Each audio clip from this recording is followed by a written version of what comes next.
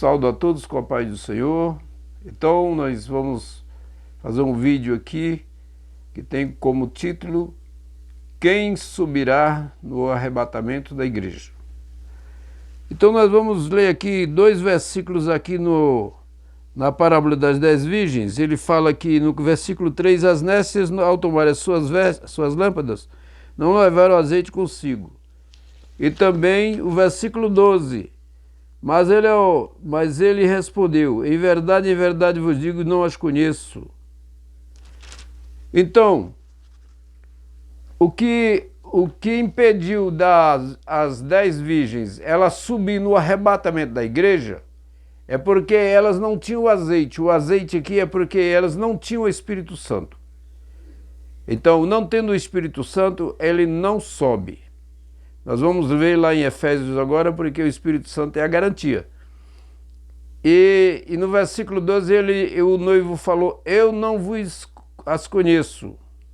A palavra ali que ele não conhece é porque não está escrito no livro da vida. Então há dois motivos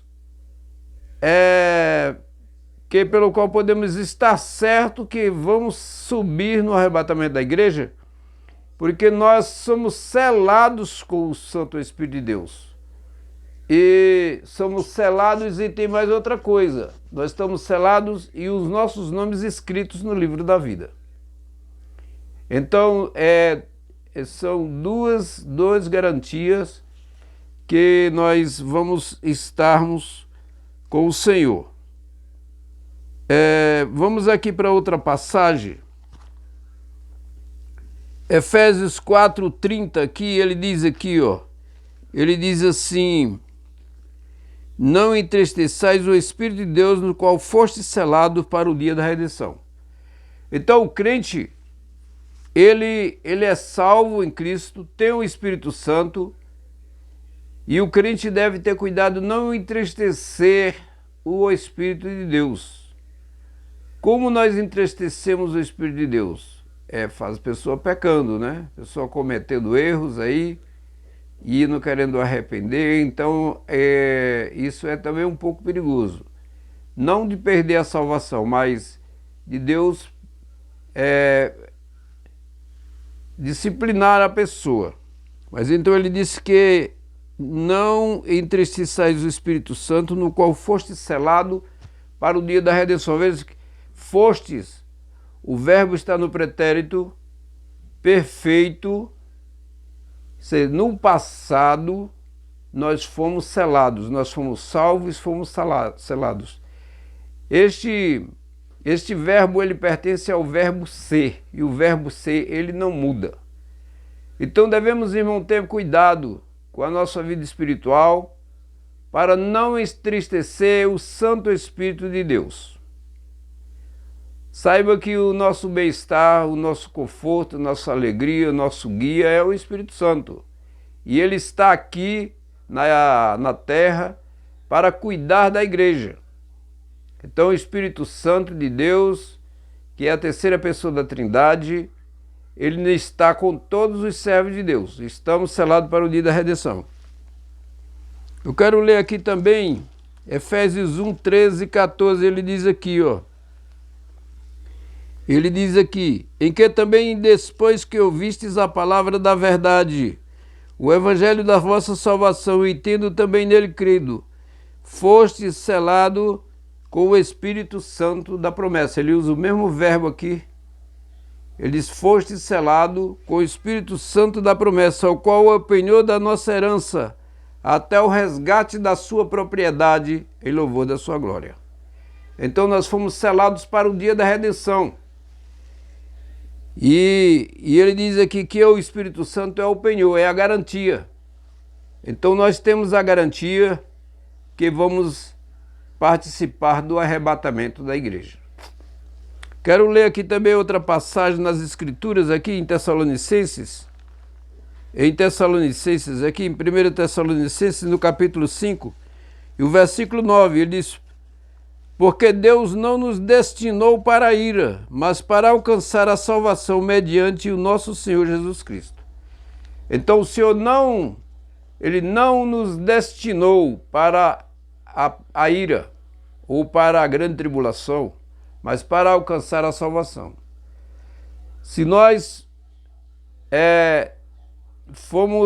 entregamos nossa vida nas mãos de Cristo, já confessamos, recebemos o Espírito Santo, tem os nossos nomes escritos no livro da vida, nós estamos preparados para o arrebatamento da igreja.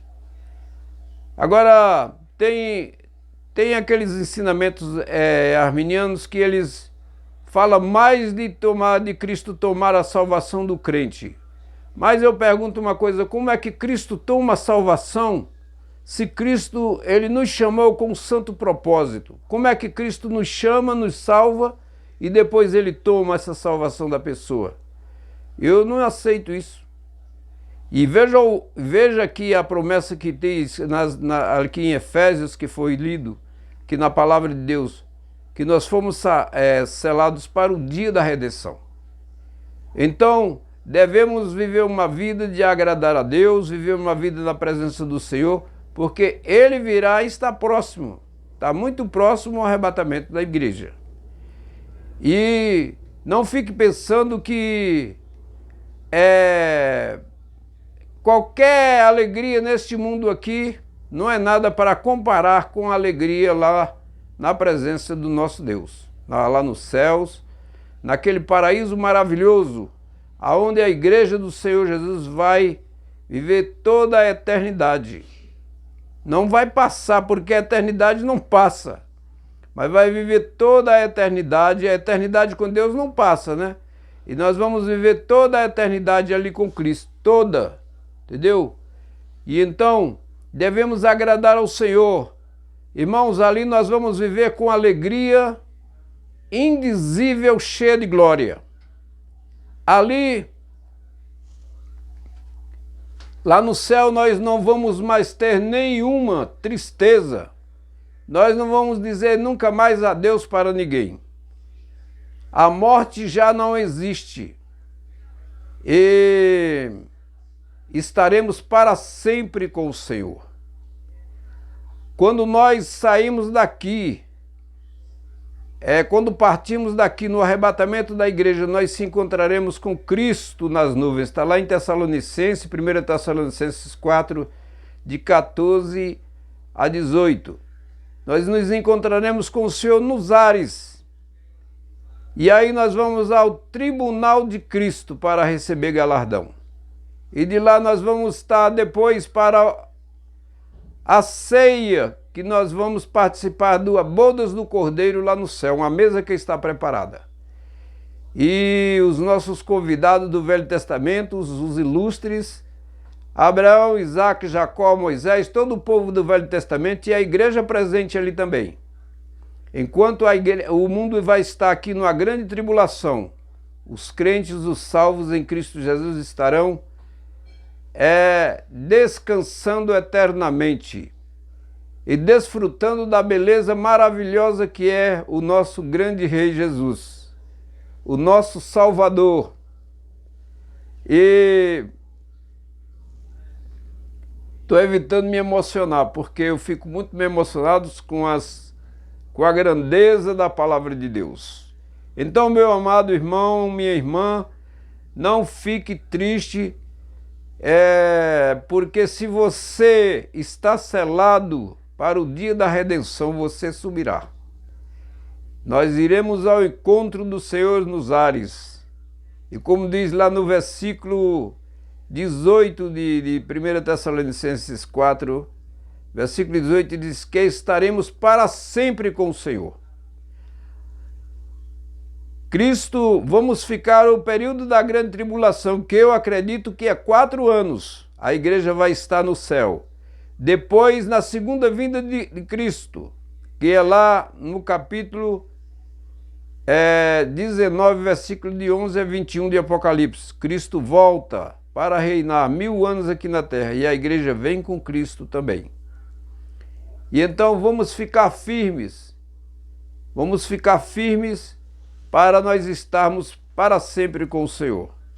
Se você puder anunciar, falar de Jesus, do amor de Deus, fale.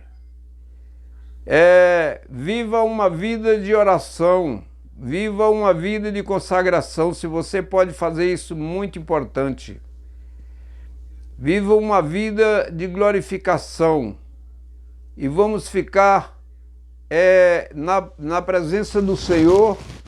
Vamos ficar na presença do Senhor, porque Ele está muito próximo. Se você puder fazer alguma vigília assim, ficar na parte depois de 1 ou 2 horas da manhã orando ao Senhor, é muito importante. E estude a Bíblia, a palavra de Deus. Não dê ouvido a essas pessoas que ficam ensinando as coisas que não lhe edificam. E Jesus está às portas. Nós estaremos para sempre com o Senhor. Glória a Deus. Eu já tenho mais de 55 anos que eu aceitei Jesus como Salvador. E eu, desde o início que eu venho estudando sobre o arrebatamento da igreja, eu não tenho dúvida que o arrebatamento da igreja é uma realidade, e o arrebatamento da igreja, ele vem antes da grande tribulação. Porque a Bíblia mostra isso claramente. Em Isaías 57, versículo 1, diz que o justo é tirado antes do mal. A igreja de Cristo não vai estar aqui na grande tribulação. Eu quero ler aqui, em 2 Tessalonicenses. Irmãos, olha, 2 Tessalonicenses, capítulo 2, fala da segunda vinda de Cristo. Não fala do arrebatamento da igreja, mas olha aqui como é que ele diz aqui o versículo aqui, porque o versículo 3 é muito mal compreendido por muitas pessoas, porque as pessoas leem aqui que eles acham que o anticristo vai se revelar à igreja. Isso não é isso que ele está falando. Ele disse que a segunda vinda de Cristo, ou o dia do Senhor, não acontece sem que primeiro venha a apostasia e seja revelado o homem do iníquo. Agora veja bem o versículo 5 aqui, ele diz, versículo 6, agora vós sabeis que eu detém, para que ele seja revelado somente em ocasião própria. Então, como é que ele vai poder se apresentar ao mundo com a igreja aqui se ele não pode ser revelado, e ele só pode ser revelado em ocasião própria. Veja o versículo 7 aqui, ele diz, com efeito o mistério da iniquidade já opera, aguardando somente que seja afastado que agora o detém. Então, quem diz por aí que o anticristo vai ser revelado para a igreja, que a igreja vai ver o anticristo, ele está mentindo. Porque a igreja de Cristo, só ela vai ser revelada para Cristo, seu noivo verdadeiro, que vai a tomar antes da grande tribulação. E nós vimos ali, em 1 Tessalonicenses 5,19, que o Senhor não nos destinou para a ira. Nós não fomos destinados para a ira. Outra passagem também que diz ali, em Apocalipse 3,10, ele diz, porque guardastes a palavra da minha perseverança, também eu te guardarei da hora. Se fosse eles assim, guardarei na hora, aí seria livrado na hora, mas ele diz, te guardarei da hora. É porque nós não vamos estar aqui na grande tribulação. A grande tribulação vai se converter milhões e milhões e milhares de pessoas. Você pode ler aí no capítulo 6, no capítulo 7, você vai ver que são aquelas pessoas que vão se converterem. São os mártires da grande tribulação. É os gentios, as nações que vão converter. Vai ser pregado o evangelho depois do arrebatamento da igreja. Vai ser pregado, já tem grupos de pessoas, o Senhor já tem pessoas preparadas para isso, vai haver um avivamento para a pregação do Evangelho do Reino. A igreja de Cristo não está aqui. Porém, os mártires, as pessoas se converterem na grande tribulação, eles vão reinar com Cristo 1000 anos. Então, irmãos, o nosso prazer, a nossa alegria é o arrebatamento da igreja e também é reinar com Cristo 1000 anos, quando vamos ter aqui onde Satanás e os demônios vão estar presos por 1000 anos no poço do abismo.